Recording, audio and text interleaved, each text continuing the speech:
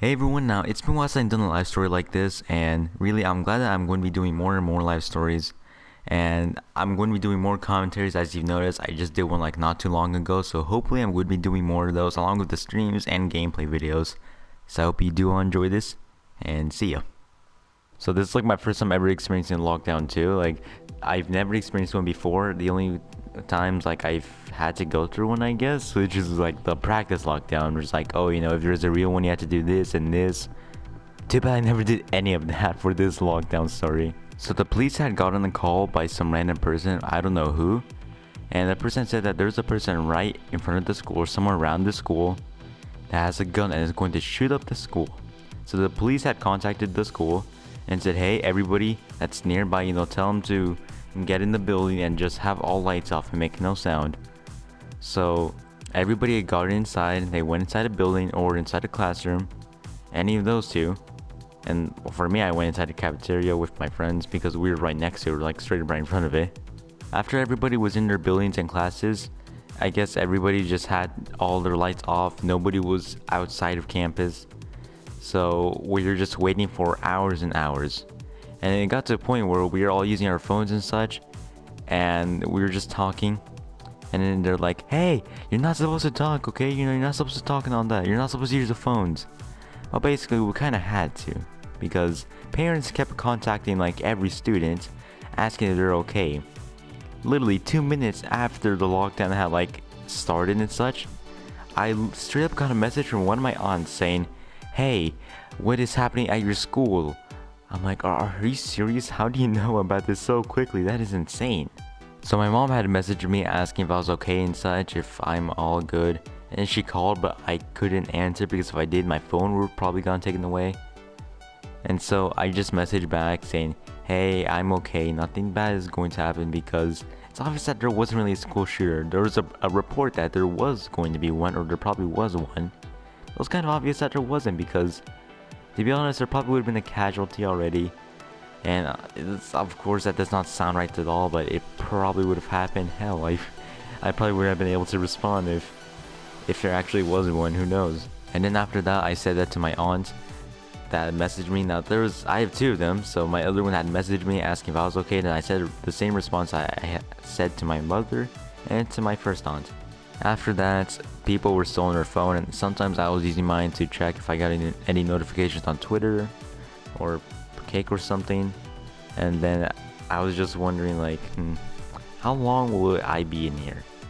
And I was just talking to my friends about that because they were right in front of me. We were just like had our own little circle in the middle of the cafeteria, and then we were just talking and all that, and we were wondering, if we will even like have our other class right after this, because we have one more right after lunch, but this happened during lunch.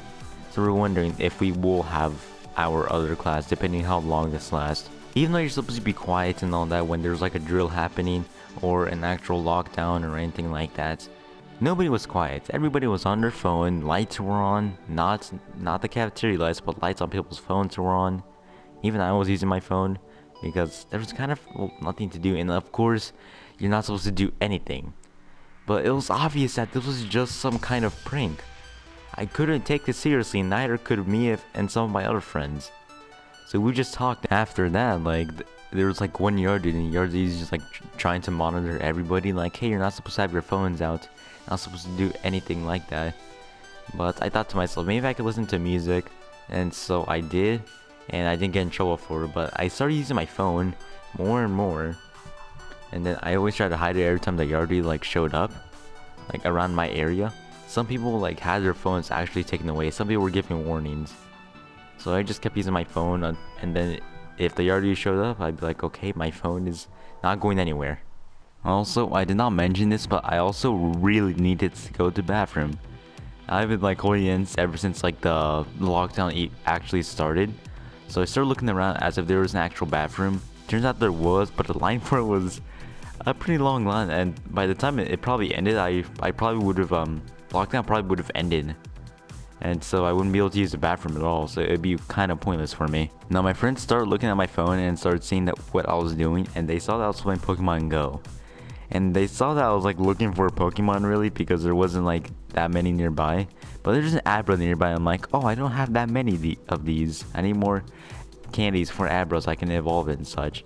So I started trying to catch it, and I messed up a few times, and then I tried to close my phone, or like yeah, just like close in time.